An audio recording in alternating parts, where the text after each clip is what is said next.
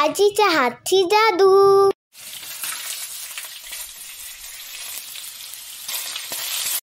नमस्कार मंडळी, आजीच्या हातची जादू या चॅनलवर आपल्या सगळ्यांचे खूप खूप स्वागत आहे। डोस्यांचे आपण अनेक प्रकार पाहिले आहेत, पण आज आपण करणार आहोत उपवासाचे डोसे। त्यासोबत असणार आहे बटाट्याची उसळ आणि खोबऱ्याची चटणी। ते कसे तर चला आपण लगेच पाहायला घेऊया। उपवासाच्या थालीसाठी आपण घेतलेले आहेत साबुदाणा घेतलेला आहे। साबुदाणा छान भिजवून घेतलेला आहे, बारीक साबुदाणे घेतलेले आहेत। त्यानंतर आपण घेतलेलं आहे तेल। इथे आपण बटाटे घेतलेली आहे। ही बटाटे आपण स्वच्छ धुवून उकडवून घेणार आहोत कुकरला, 1-2 शिट्ट्या घेणार आहोत। त्यानंतर आपण इथे घेतलेली आहे कोथिंबीर। इथे आपण मीठ घेतलेलं आहे, शेंगदाण्याचा कूट घेतलेला आहे। त्यानंतर आपल्याला करायची आहे खोबऱ्याची चटणी। तर उपवासाची चटणी आहे, त्यामुळे जास्त काही इन्ग्रेडियंट्स नाही आहे, अगदी साधी सोपी आहे। फक्त ओलं खोबरं, मिरच्या आहेत आणि मीठ आहे, इतकंच। त्यानंतर आपण घेतलेल्या आहेत मिरच्या, जे आपल्याला खिचडीसाठी वगैरे लागणार आहेत। बरं, साबुदाण्याची जी खिचडी आपण करणार आहोत ना, ती आधी आपण या चॅनलवर दाखवलेली आहे, तर आम्ही त्याची लिंक तुम्हाला डिस्क्रिप्शन बॉक्समध्ये देऊच। त्यानंतर आता आपल्याला काय करायचं आहे, बटाट्याची उसळ करणार आहोत, चटणी करणार आहोत आणि वरीच्या तांदळाचे डोसे करणार आहोत। तर त्यासाठी इथे वरीचे तांदूळ घेतलेले आहेत, एक 5-7 तास आम्ही भिजत घातलेले होते, स्वच्छ धुवून। ते 5-6 तास भिजवल्यानंतर आपण हे जाडा साबुदाणा पण घेतलेला आहे, तोही भिजवून ठेवलेला आहे एक 4-5 तासांसाठी। आता वरीचे तांदूळ आणि साबुदाणा ह्याचं आपल्याला मिश्रण करायचं आहे, म्हणजे आपल्याला मिक्सरमध्ये बारीक वाटून घ्यायचं आहे आणि आपल्याला वरीच्या तांदळाचे डोसे करायचे आहेत। तर चला आता आपण करायला घेऊया। आता आपण काय केलं आहे, मिक्सरच्या जारमध्ये ना आपण हे वरीचे तांदूळ आहेत भिजवलेले, हे घेतलेले आहेत। तर आधी आपल्याला ना हे बारीक करून घ्यायचे आहेत। तर आधी आपण हे बारीक करून घेऊया, वरीचे तांदूळ। तुम्ही पाहू शकता आपण ना वरीचे तांदूळ छान असे बारीक करून घेतलेले आहेत। आता हे आपण एका बाउलमध्ये काढून घेऊया। आता आपण काय केलंय, त्या जारमध्ये ना आपण साबुदाणा घेतलेला आहे भिजवलेला, आता हा पण आपल्याला बारीक करून घ्यायचा आहे। हे बघा, आपला साबुदाणे पण छान बारीक करून झालेले आहेत। आता आपण हे त्याच्यामध्ये काढून घेऊया।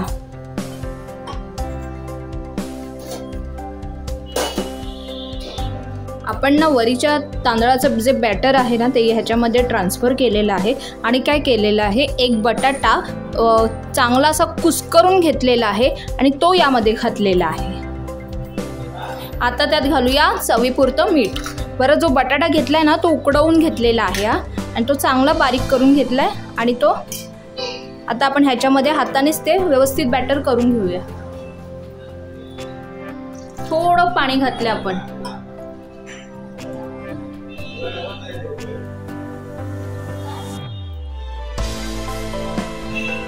हे बॅटर ना हाताने व्यवस्थित मिक्स करून घ्या। बारीक बारीक असे आपण जो बटाटा घेतला आहे ना तो उकडवलेला, त्याचे असे दाणे दाणे राहायला नको, त्यामुळे ना ते व्यवस्थित कुस्करून घ्या हाताने, म्हणजे व्यवस्थित अंदाज येतो आपल्याला। पण ना पॅन ठेवला होता, तो गरम झालाय, त्याला ना आता आपण असं ब्रशने तेल चोळूया, नाहीतर 1-2-4 थेंब असे तेलाचे टाका।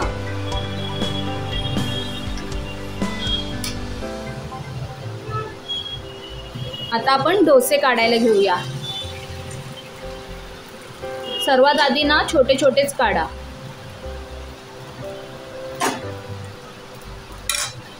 आणि गॅस स्लो करा। मंद आच करा आणि 2 मिनिटं ठेवा। 2 मिनिटांनंतर आपण पुन्हा पलटवून घेऊया। चला आता आपण ना हे पलटवून घेऊया। अलगदपणे पलटता येतं, तुम्ही पाहू शकता। आता ही बाजू पण आपल्याला थोडी शिजवून घ्यायची आहे। आता आपल्याला झाकण द्यायची गरज नाहीये, 2 मिनिटं आपल्याला शिजवून घ्यायची आहे। आपला डोसा ना तयार झालेला आहे, आता आपण काढून घेऊया।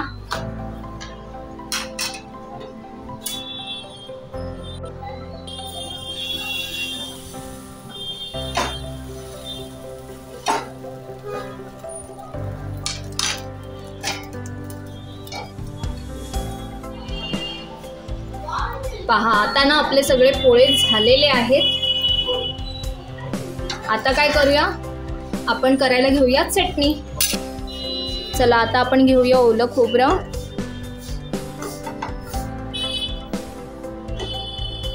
त्यानंतर आपण घेऊया मिरच्या आणि मीठ. आता यामध्ये काय करायचंय, थोडंसं पाणी घालणार आहोत आणि बारीक करून घेणार आहोत. तुम्ही पाहू शकता आपली चटणी सुद्धा तयार झालेली आहे. आता आपण करायला घेऊया बटाट्याची उसळ. चला आता ना आपण तेल घालूया.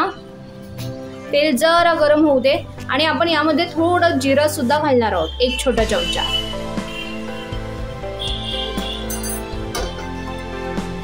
तुम्ही पाहू शकता आपलं जिरं ना छान तडतडतंय.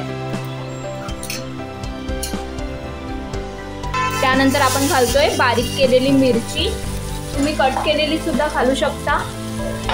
परतवून घ्या आणि आता त्याचसोबत घाला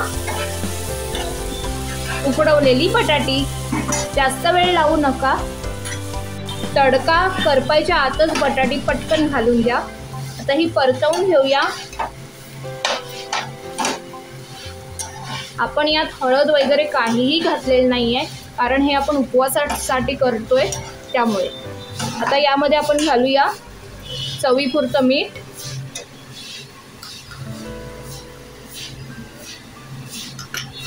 ते पुन्हा मिक्स करूया.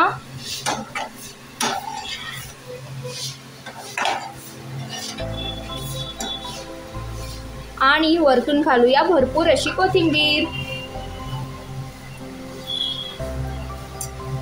आता हे मिक्स करूया आणि गॅस बंद करूया. आपली बटाट्याची उसळ तयार आहे. तुम्हाला हवं तर तुम्ही यामध्ये शेंगदाणे सुद्धा घालू शकता किंवा शेंगदाण्याचा कूट हवा असेल तर तो सुद्धा घालू शकता.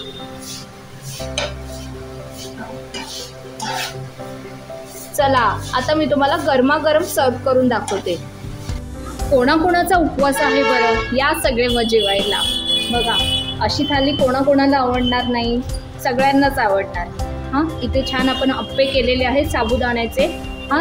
ही रेसिपी जर तुम्हाला हवी असेल तर नक्की तुम्ही कमेंट बॉक्समध्ये तसं सांगा. अगदी साधी सोपी आहे आणि जास्त तेल वगैरे लागत नाही, कारण आपण याआधी साबुदाण्या वड्याची रेसिपी आपण टाकलेली आहे.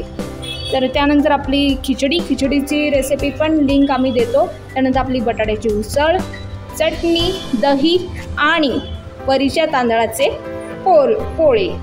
बस आणखीन काय हवं. या मग सगळे जेवायला आणि घरीसुद्धा नक्की ट्राय करून बघा. आणि आवडल्यास लाईक, शेअर, सबस्क्राईब करा.